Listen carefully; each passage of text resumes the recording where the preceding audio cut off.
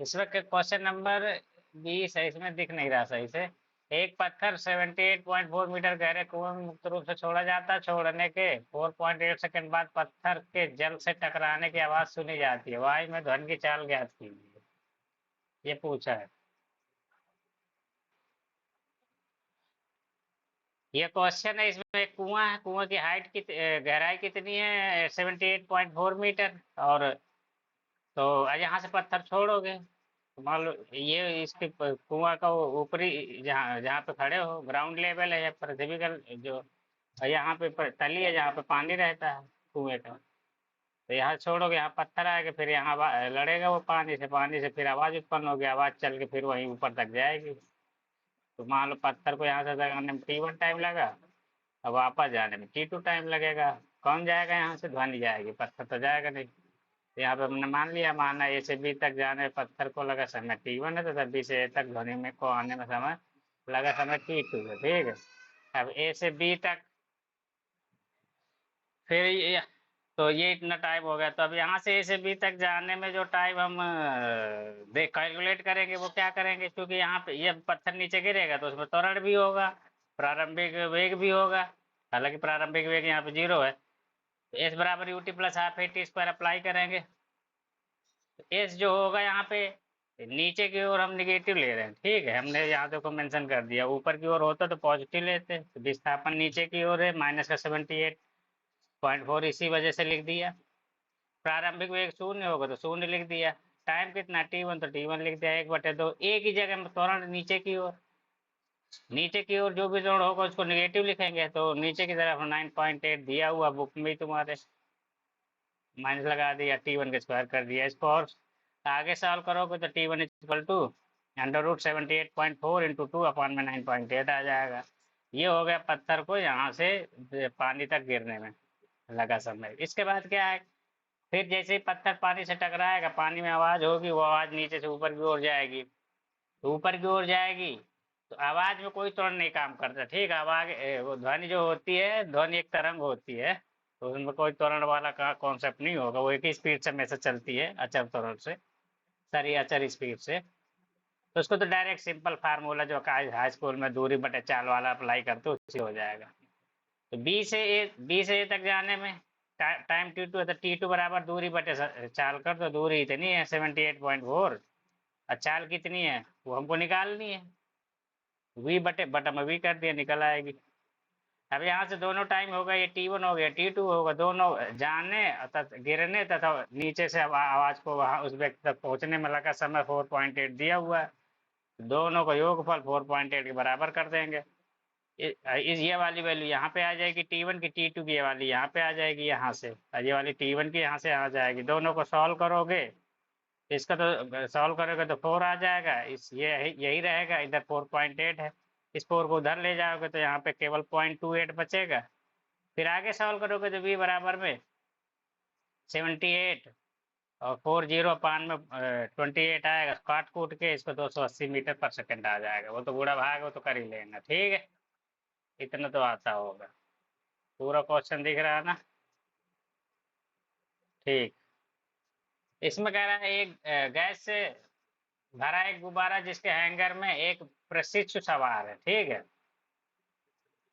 प्रशिक्षु का मतलब होता है जो ट्रेनिंग लेते हैं। ठीक है, 10 मीटर पर सेकंड के वेग से ऊर्ध्वाधर ऊपर की ओर गतिमान है। ठीक है, जब गुब्बारा 45 मीटर की हाइट पर होता है तो उसी क्षण प्रशिक्षु गुब्बारे से कूद जाता है। ठीक है, कूदने के 3 सेकंड बाद प्रशिक्षु अपना पैराशूट खोलता है, जिसके फलस्वरूप उसकी गति अवमंदित हो जाती है, मतलब धीमी हो जाती है। यदि मंदन की प्रकृति एक समान, इसका परिमाण 5 मीटर पर सेकेंड स्क्वायर माने तो निम्नलिखित की गणना कीजिए। पहला पार्ट है, पैराशूट खोलते क्षण प्रशिक्षु पृथ्वी से कितनी ऊंचाई पर होगा या कितनी ऊंचाई पर था। बी पार्ट में कह रहा है इस क्षण वह गुब्बारे से कितनी दूर था। अच्छा, वह पृथ्वी पर किस वेग से पहुंचेगा। ठीक है, गुब्बारे से कूदने एवं पृथ्वी तक पहुंचने में उसे कितना समय लगेगा। ठीक है, हेलो, चलो, यहाँ पे एक गुब्बारा है, गुब्बारे के आदमी पकड़ रखा है, गुब्बारे और आदमी दोनों को हाइट हम सेम मान रहे हैं, कितना 45 मीटर, ये 45 मीटर, ठीक है। तो अब जैसे गुब्बारा गिरेगा वो सारी ये गुब्बारे को जिस समय छोड़ेगा प्रशिक्षु, तो कोई भी हो कूदेगा, छोड़ेगा, या कुछ भी हो, चलती ट्रेन से कूदे या एरोप्लेन से कूदे, हेलीकॉप्टर से कूदे या गुब्बारे से कूदे, उड़ते हुए या गतिशील, तो प्रारंभिक वेग जो अलग हो रहा है उसी, जिससे अलग हो रहा है उसी का माना जाएगा, ठीक है। तो यहाँ पे गुब्बारे से अलग हो रहा है, इसे गुब्बारे का वेग और इसे प्रशिक्षु का प्रारंभिक दोनों सेम होगा, तो गुब्बारे का प्रारंभिक वेग बराबर प्रशिक्षु का प्रारंभिक वेग। तो गुब्बारे का प्रारंभिक वेग +10 है, तो प्रशिक्षु को भी +10 मान ले रहे हैं, और ऊपर की दिशा को हम पॉजिटिव ले रहे हैं, नीचे की दिशा को निगेटिव ले रहे हैं, ठीक है। ये ठीक। अब क्या है, हम इसको 3 सेकेंड बाद, T=3 सेकेंड बाद हम कैलकुलेशन करने जा रहे हैं। तो क्या होगा, ये गुब्बारों को जैसे छोड़ेगा इसमें ऊपर की ओर वेग होगा, फिर वो धीरे धीरे वेग घटेगा, घटने के बाद ये फिर नीचे गिरेगा। तो T=3 सेकेंड में हम अब फार्मूला अप्लाई करते हैं, गति का समीकरण S = ut + ½ at²। S1 यहाँ पे हमने हालांकि मेंशन कर रखा है, तो U तो हो जाएगा +10 ऊपर की ओर, T 3 सेकेंड 1/2, G हमेशा नीचे की ओर लगता है इसलिए -10 अगुड़े टाइम का स्क्वायर, टाइम 3 है उसका स्क्वायर कर दिया, सॉल्व कर लिया, S1 = -15 आ गया। तो ये ऊपर गया होगा फिर नीचे आएगा होगा, और टोटल इस दौरान A से B के बीच की दूरी कितनी हो जाएगी, फिर -15 होगी, लेकिन दूरी को जब मेंशन करेंगे तो पॉजिटिव साइन के ही साथ ही करते हैं ये वाली दूरी, ठीक है। तो यहाँ से विस्थापन तो हमारा -15 है, लेकिन ये जो दूरी होगी टोटल इन दोनों के बीच की 15 हो जाएगी, ठीक है। अब गुब्बारे का विस्थापन चेक करते हैं, गुब्बारा तो ऊपर की ओर जाता रहेगा, गुब्बारे में कोई त्वरण नहीं रहेगा, ठीक है, ध्यान रखना। तो गुब्बारे में का स्पीड जो है डायरेक्ट निकल आएगा दूरी गुणे समय से, सारी चाल गुणे समय से, चाल है गुब्बारे की, ये दूरी है, सारी समय है, चाल गुणे समय +30 ऊपर की ओर जा रहा है, ऊपर की ओर चली जाएगी वेग गुणे समय से। अब ये ऊपर की ओर 30 गया, ये नीचे की तरफ 15 आया, तो टोटल हुआ कितना। तो अब पहले पार्ट में क्या पूछा है, पहले पार्ट में पूछा है पैराशूट खोलते समय प्रशिक्षु किस ऊंचाई पर होगा। तो ये वाली तो जहाँ से उसने गुब्बारे को छोड़ा था, एक सेकेंड माइक हैंग कर गया क्या,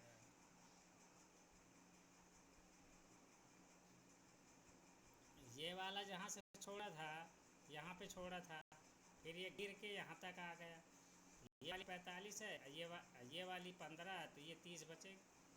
यहाँ पे देख लो BD, ये B है, ये D है, तो BD = 45 - 15 है, तो 30 मीटर आ जाएगा, 30 मीटर ज़मीन से ऊंचाई पर होगा वो।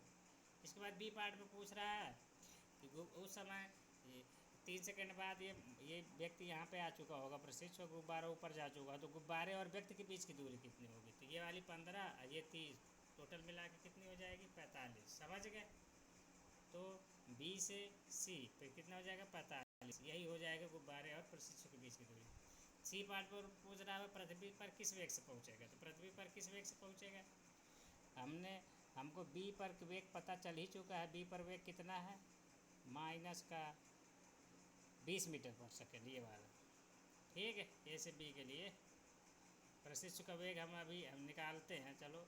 T सेकेंड बाद A से B तक आएगा तो वेग कितना होगा, प्रशिक्षु का वेग V = U + AT, तो U हमारा ऊपर की ओर +10 है प्रारंभिक वेग A में, और त्वरण कितना होगा नीचे की ओर -G लगेगा, गुणा समय 3 सेकेंड, मल्टीप्लाई करके आंसर कर दोगे, V = -20 मीटर/सेकेंड नीचे की ओर मिलेगा इस बिंदु पर। अब ये A से B में जो अंतिम वेग होगा वही B से D के लिए प्रारंभिक वेग का काम करेगा, तो B से D के लिए U = -20 मीटर/सेकेंड हो जाएगा, ये वाला V या इसके लिए U का काम करेगा। A तो वो बोल ही रहा मंदन है 5 मीटर/सेकेंड स्क्वायर का, तो मंदन जो होता है हमेशा वेग के विपरीत दिशा में लगता है, ठीक है। तो वेग का चिन्ह हमने ऋणात्मक दे रखा है, तो त्वरण का चिन्ह धनात्मक लेना पड़ेगा। S हमारा पता ही है, ये वाली दूरी हमने पहले ही कैलकुलेट कर रखा है, -30, वैसे तो 30 है, लेकिन जब समीकरण में यूज करेंगे तो भी साइन यूज करना पड़ेगा, समीकरण में हर चीज़ को साइन के साथ लेना पड़ेगा, तो -30 फार्मूला लगाओगे V² = U² + 2A, V² हमको V पता करना है, U हमारा -20 है, 2A ये तो हमारा फाइव है ही है, तो वो विस्थापन की जगह -3 रख देंगे, सॉल्व कर लेंगे। यहाँ पे +10 और -10 आएगा, तो +10 तो संभव नहीं है, ठीक है।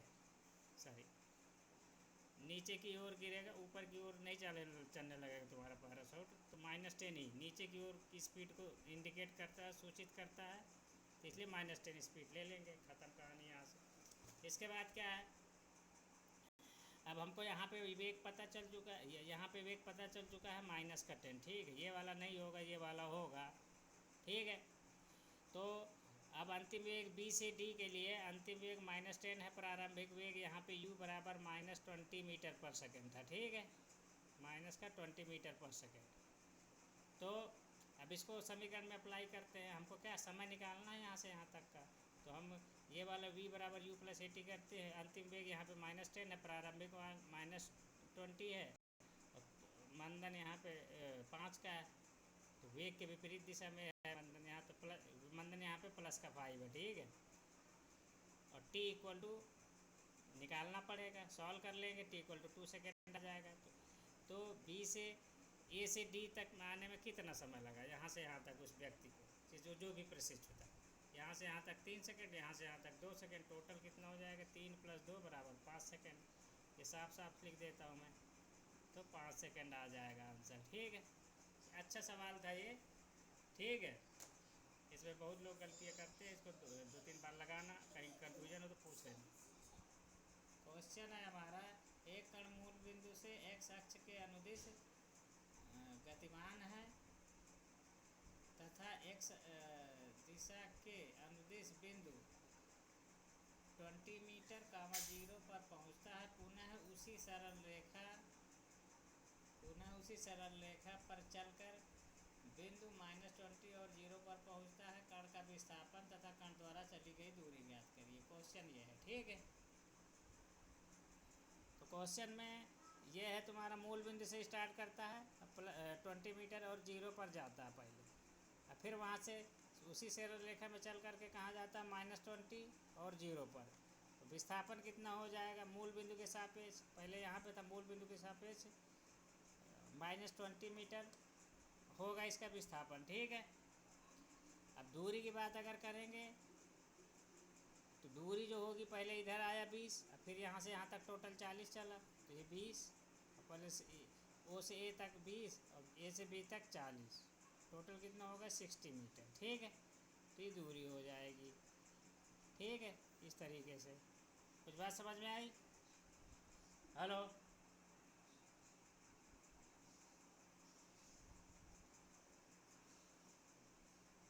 इस तरीके से ये क्वेश्चन हो गया।